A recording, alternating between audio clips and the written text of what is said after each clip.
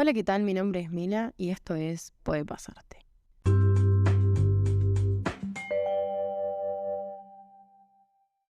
Bueno, al fin se inaugura esta sección llamada Desmitificaciones del Derecho. El episodio de hoy es la parte 1 y capaz esta introducción es un poco más larga que el resto, pero es importante para determinar ciertos puntos que la sección va a tener de ahora en adelante. Primero, saber que mito no vamos a tomar a esa palabra como una historia fabulosa, fantástica, simbólica, llena de dioses, muchachos fuertes, héroes antiguos o lo que sea, sino que vamos a tratar al mito como un concepto o un conocimiento que se da con la tradición oral, o sea, que nosotros adquirimos como propio y que lo fuimos escuchando a través del tiempo durante muchos años o muchos meses y por distintas personas y distintas generaciones. O sea, básicamente es una sección en la cual nosotros en modo Scooby-Doo vamos a agarrar una frase, vamos a sacarle la careta y vamos a ver si coincide esa frase que socialmente se usa muchísimo con lo que dice la ley argentina acerca de ese tema. Un debate que capaz moralmente es correcto porque cada uno puede pensar lo que quiera, pero que legalmente la estamos pifiando. Entonces, para que esto no ocurra en esos debates con familia, con amigues, con compañeros de laburo, es mejor desmitificar este tipo de temas. Siento que es importante hacer un disclaimer y lo voy a hacer, porque hoy vamos a tratar temas de derecho penal. El episodio de hoy son 3 mitos que tienen que ver con el derecho penal y que son frases repetidas por casi la mayoría de la sociedad argentina. Entonces me estoy metiendo ahí en un métier, digamos, en un tema que puede llegar a ser tomado muy negativamente. Este disclaimer es justamente para eso. Entiendo que vamos a tratar temas de derecho penal, que son temas sensibles y que muchas veces quienes repiten esta frase son personas que están enojadas, son personas que se han sentido afectadas por el delito aberrante y horrible que esa persona ha cometido, y en eso quiero dejarlo muy en claro que quienes han cometido este tipo de delitos, que las personas les han dicho este tipo de frases, son delitos aberrantes y acá nunca los vamos a defender, que han generado mucho daño, no solamente a la víctima ni a su círculo familiar, laboral, social y también el círculo familiar o social del criminal y la sociedad toda, por supuesto. Así que bueno, es simplemente decir que vamos a tratar el tema con el mayor respeto posible, siempre sabiendo que estamos desde una postura objetiva, o sea, lo que dice la ley argentina.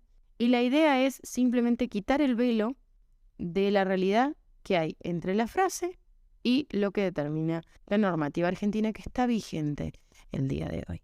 Dicho esto, y ahora sí, sin más preámbulos, bienvenidos, bienvenidas, bienvenides al capítulo número 3.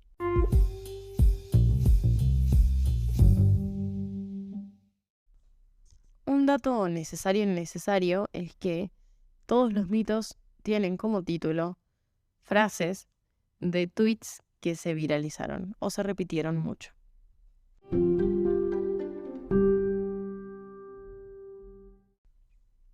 Mito 1. Que se pudran en la cárcel. Tweet citado por un gran periodista del prime time. Coincido que se pudran en la cárcel. Bueno, primero, ¿qué es una de las frases más usadas para referirse a todas las personas que están con una pena de prisión privativa de la libertad? Es real. La cantidad de tweets, o sea, ustedes no se dan una idea, si se ponen a buscar en Twitter, la cantidad que les va a salir de tweets con esta frase en particular es innumerable. Y sí, vamos a tener como referencia a Twitter no solamente porque somos centennials, millennials, sino porque Twitter es servicio, y eso es algo que ya sabemos, pero es una de las plataformas y es una red social en la que casi todos nos expresamos, sea redactando, retuiteando. El tema acá es que esta frase no solamente se utiliza, se repite durante momentos donde hay casos mediáticos, como pasó con el caso de Fernando Báez Sosa o como el caso de Lucio, que son momentos en los cuales toda la televisión, todos los canales, los medios de comunicación están bombardeando de información y tendemos nosotros a expresarnos muchísimo, sino que yo también lo he escuchado en charlas con amigues, con compañeros de la facu, que también puede pasar que ustedes las hayan utilizado Y siempre hablamos, ¿no? De que esta frase ustedes la pueden creer totalmente a nivel personal, pero estamos hablando de qué pasa con la ley. En este caso, la ley entiende que no es correcta. ¿Por qué? El objetivo real, legal, de una cárcel en la Argentina hoy en día es que los presos, las presas, todas las personas que están privadas de la libertad, se pudran ahí adentro, estilo como infectados con el hongo de The Last of Us y que queden ahí. O sea, no la vi, pero creo que es algo así. Bueno, el objetivo real no es ese, sino que es algo que tal vez han escuchado muchas veces repetirse, que es la reinserción social o la readaptación social. Si nos ponemos a pensar, no tiene nada malo que un Estado entienda que aquellos sujetos que han caído en la realización de actos delictivos ingresen a una institución penitenciaria y salgan mejores de lo que ingresaron para así poder readaptarse a una sociedad y ser útil. Porque a ningún Estado le va a convenir que un sujeto que ingrese a una cárcel salga peor de lo que entró. En una nota leía que un periodista, Esteban Rodríguez Asuelta, decía que la pena de cárcel es uno de los pasos para rehabilitar criminales, o eso dicen las grandes mentes. O sea, para responder esto, capaz es importante, o tal vez interesante, remontarnos a que Argentina no es una pionera en esto. O sea, no es el único país que tiene como objetivo la reinserción social. Casi todos los estados que tienen cárceles tienen este objetivo como tal. Uno de los primeros pensadores y filósofos, en realidad, o más importantes y renombrados del tema, quien ha escrito de esto, hoy en día está ultra mega cancelado, pero lo vamos a tomar igual, que es Michel Foucault. En 1975 escribe una obra llamada Vigilar y Castigar, y en uno de sus capítulos habla de la prisión. Entonces vemos que esta idea de que la prisión es una función social viene hace mucho tiempo atrás. En parte porque la prisión termina siendo la respuesta a la evolución de una pena. Pena que antiguamente, y ya sabemos nosotros, se infligía en el cuerpo de la persona que cometía el delito.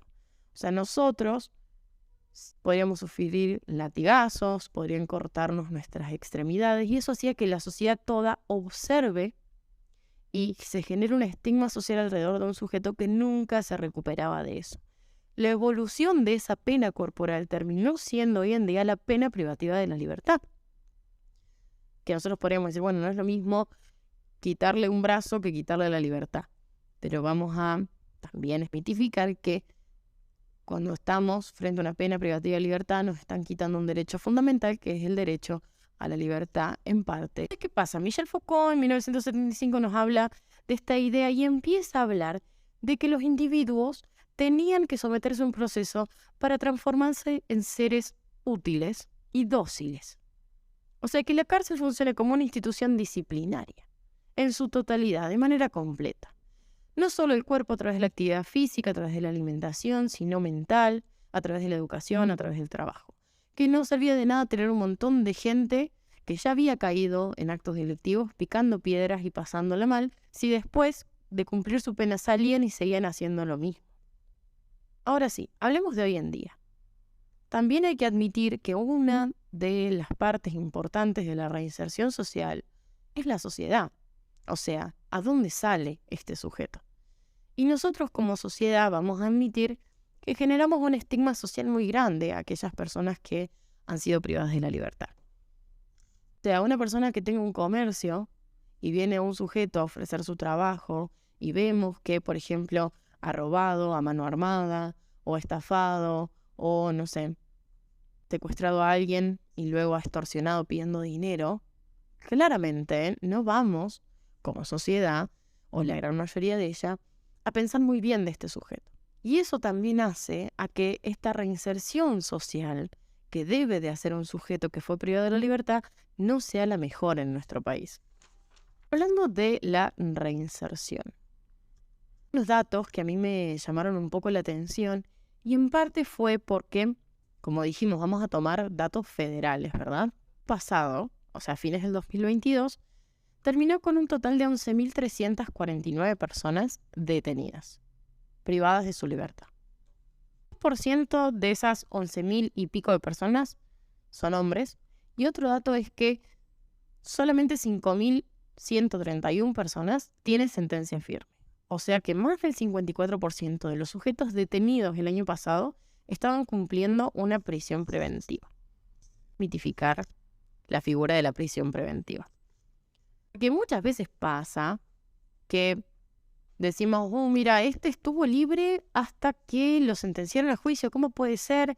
Y este otro estuvo ahí adentro, hay que meterlos presos de una, no sé qué, bla, bla, bla. Bueno, ¿es posible que a todos les pongan una prisión preventiva?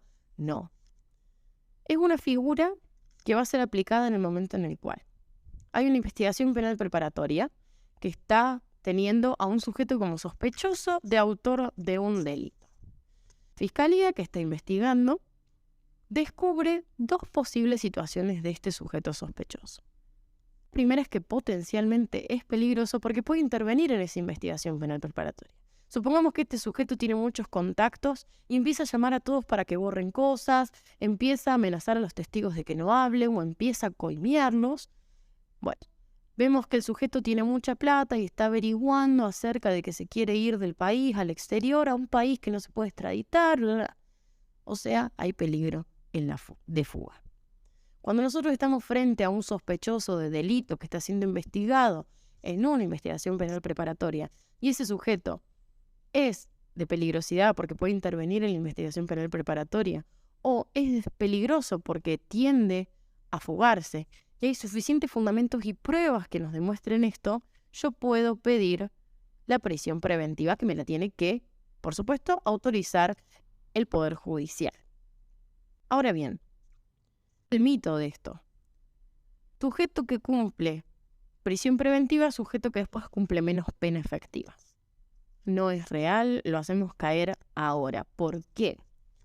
Supongamos que Pepe está cumpliendo 4 meses de prisión preventiva. Porque hubo peligro de fuga, él se quería ir a Bora, lo encontraron y estaba siendo investigado, así que tuki adentro, prisión preventiva, aprobada por el juez, jueza de la causa. 4 meses Pepe está adentro de institución penal. Hacer que viene el juicio y a Pepe lo condenan efectivamente a una prisión de 1 año. ¿El cuánto tiempo tiene que cumplir efectivamente? 8 meses, porque se cuentan esos meses de prisión preventiva, o 12 meses efectivos, que es la condena. Cumplir los 12 meses efectivos. Cerramos el paréntesis de la chapa de la prisión preventiva y vamos a volver. Estábamos hablando antes de la reinserción social, porque al fin y al cabo hablamos de muchas cosas, yo me fui por las ramas y todo, pero al final, ¿sirve la tipificación legal o gana el mito social? Tendremos que, observación, teniendo en cuenta datos duros, podríamos decir que la reinserción social sirve cuando hay baja cantidad de porcentaje de reincidentes.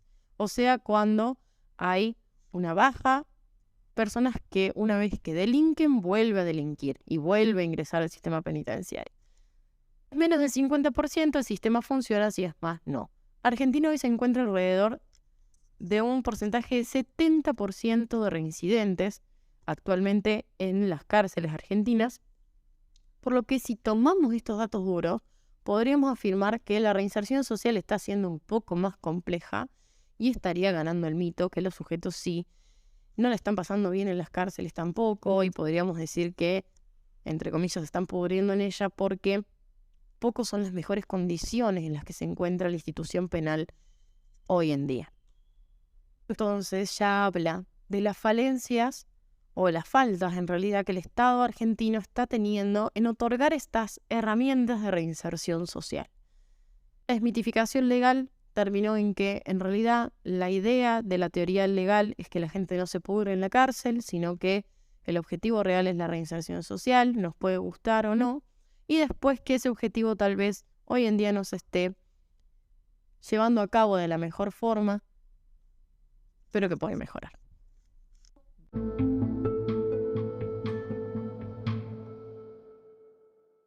2. Que vuelva la pena de muerte. Es hora de debatir la pena de muerte en la Argentina. Bueno, primero y principal, ¿qué temas polémicos en los que nos hemos metido en el capítulo de hoy? Pero ¿qué onda este tipo de pena en el país? De existir sabemos que existió porque estuvimos hablando de que la pena fue evolucionando hasta que sea civilmente correcta, con la privación de la libertad, como vimos en el mito 1. ¿Qué onda con esto? Bueno, capaz algunos de nosotros tengamos un poco, muchísimo de memoria y nos acordemos de que en el secundario por ahí nos explicaron algo de la Asamblea del año 13 y que fue ahí cuando la pena de muerte se abolió de nuestro sistema. La realidad es que esta es una teoría que tuvieron historiadores en una época porque la Asamblea del año 13 sucedió en el siglo XIX y fue un espacio en el cual se declararon muchas cosas que fueron importantes para una Argentina que era bebé en esa época, que recién se estaba independizando fuerte y políticamente de España y tenía que ver cuáles iban a ser sus principios. Por ejemplo, se sancionó la libertad de vientres y otra cosa que se habló fue de la abolición de la tortura y la Inquisición. Entonces, por estos hilos, por estos retazos, que muchos han dicho, bueno, la Asamblea del año 13 como abolió las torturas, abolió también la pena de muerte porque era una forma de torturar al ser humano. Está tomado por el único pelo de un pelado que va andando en un tren, entonces vamos a decir que no vamos a tomar esa teoría, sino que nos vamos a ir un poco más allá y decir que en realidad la pena de muerte va a abolirse por primera vez en la Argentina a nivel legal en el año 1922 con la redacción del Código Penal argentino de ese año. ¿Qué pasa hasta 1922? Los últimos registros que hay, o podríamos decir correctamente, el último registro que se tiene con investigación penal y demás, que ha generado un juicio que culminó con una sentencia de pena de muerte en nuestro país, fue en el año 1916. Y como es un chusme de aquellos, lo vamos a ver, por supuesto, obvio.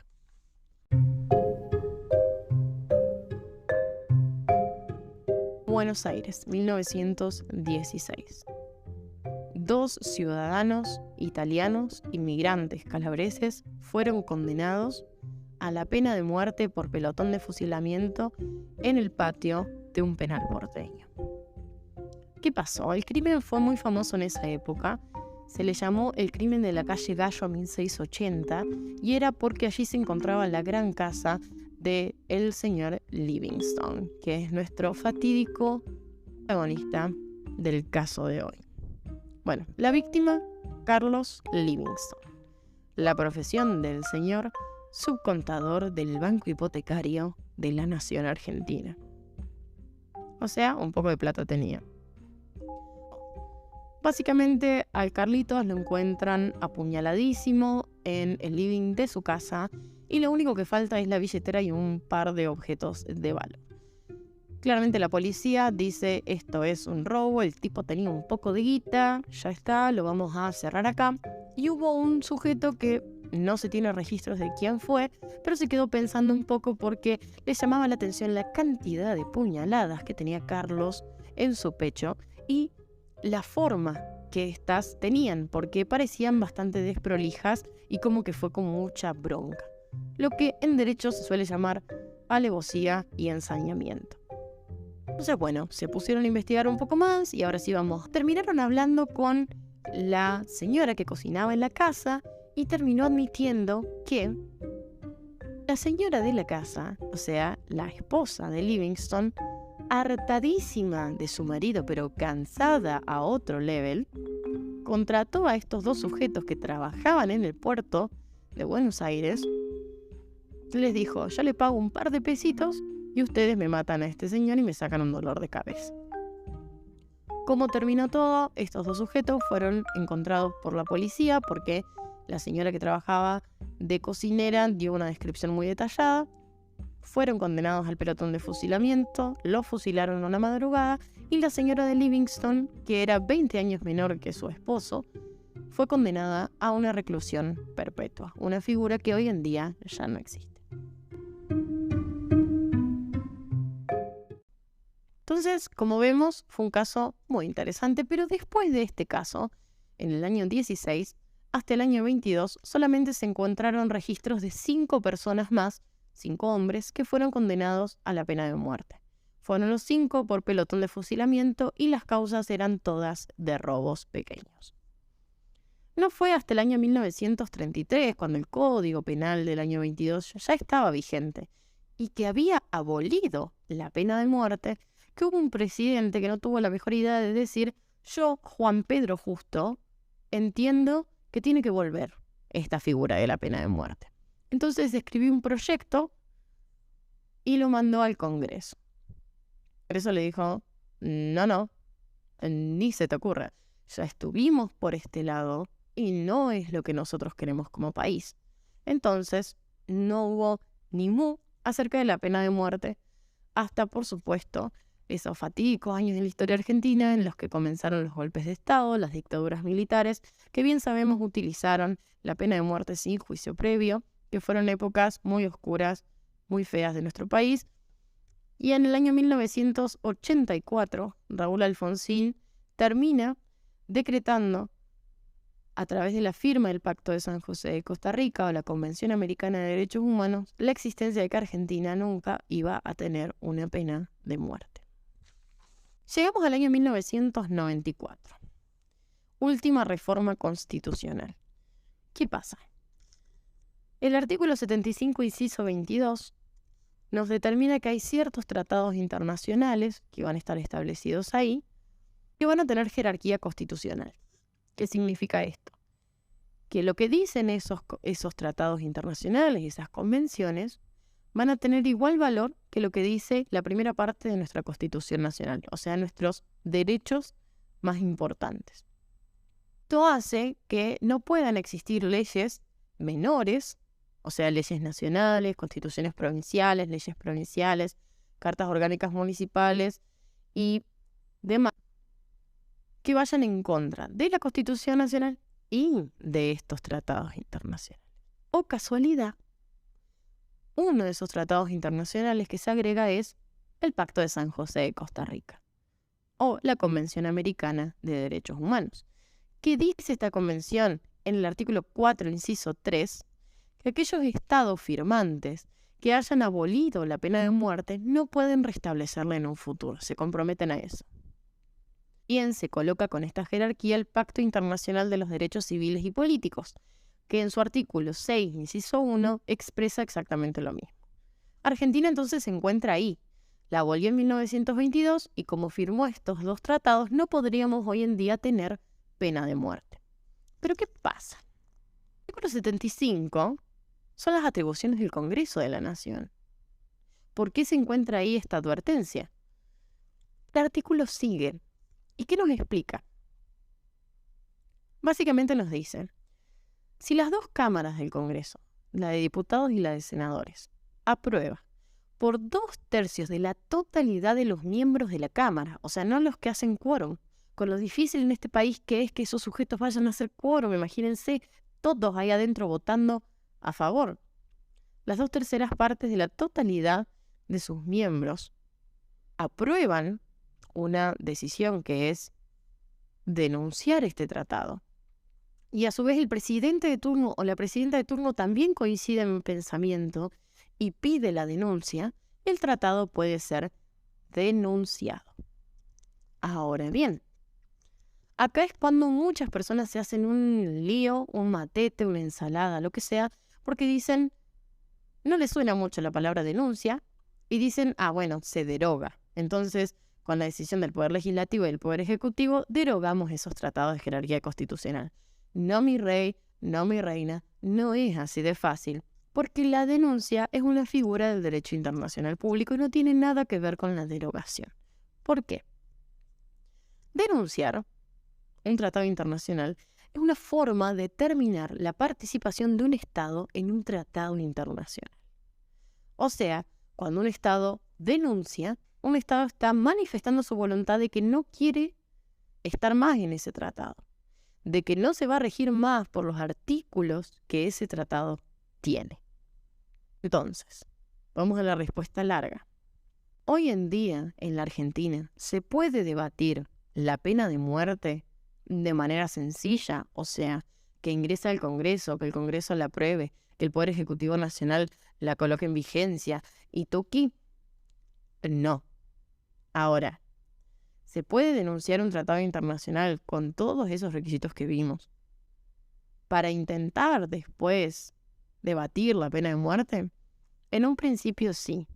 Eso es porque la denuncia habría que ver si el Tratado Internacional, si la Convención Americana de Derechos Humanos y el Pacto Internacional de los Derechos Civiles y Políticos admiten que los estados puedan denunciar. Hay muchos que no lo admiten, hay otros que sí lo admiten. Entonces, a lo largo, sí, pero es muy complejo de que se pueda debatir esta pena de muerte. En este caso, la desmitificación le gana un poco al mito social. Mito 3. La perpetua es que no salga hasta que se mueran en la cárcel.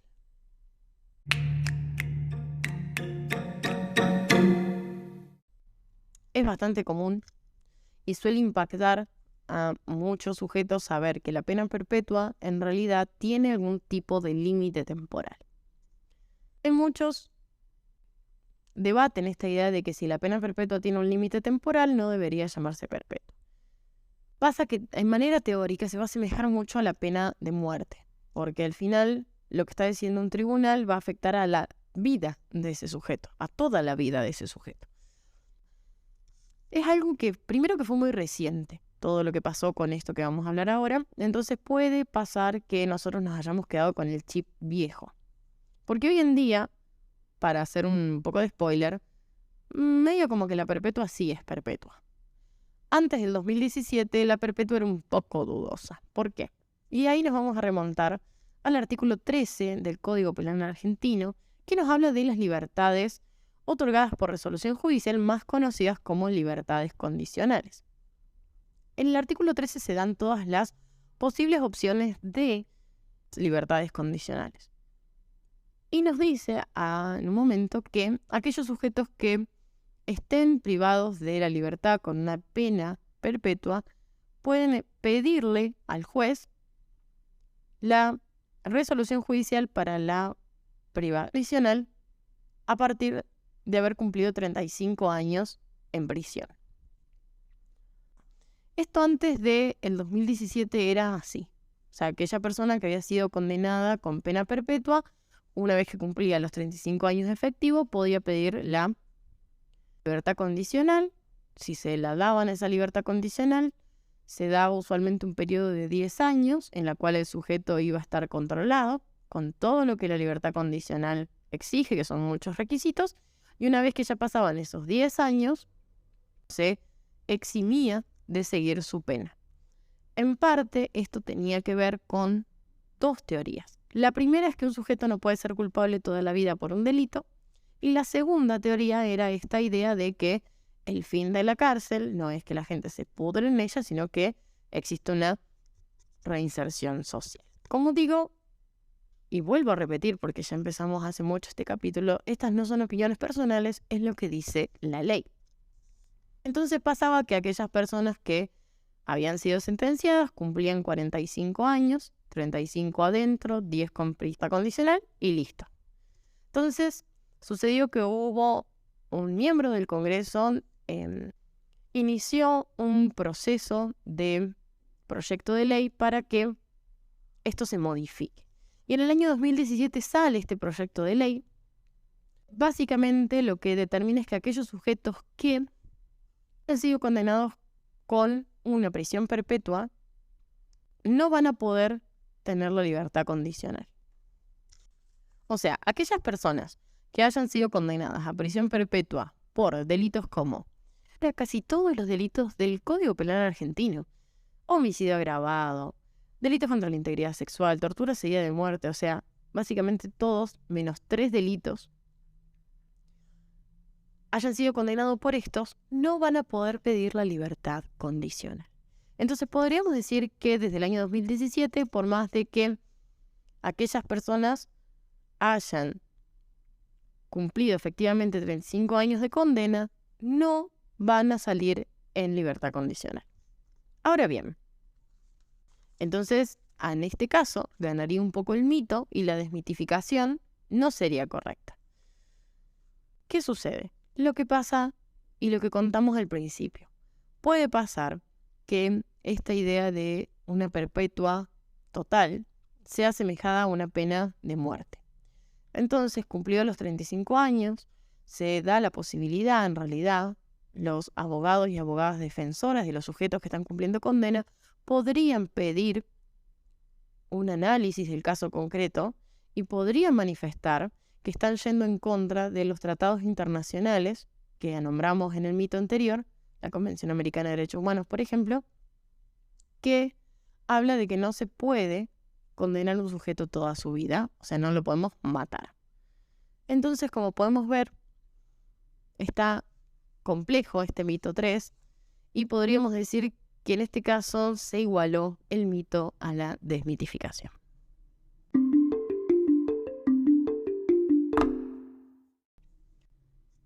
Si les gustó el capítulo de hoy, pueden seguirnos en Instagram, ahí estamos subiendo todo, es @puedepasartepodcast. Mi nombre es Mila Kekut, así me pueden encontrar en Instagram, @kekutmila. Y este fue el episodio número 3, la primera parte de Desmitificaciones del Derecho. Sigue la segunda parte de Desmitificaciones del Derecho. No les voy a spoilear de qué rama del derecho es, pero no hemos culminado la penal, así que si quieren pueden contarnos en el Instagram y demás. Vamos a hacer una parte número 2.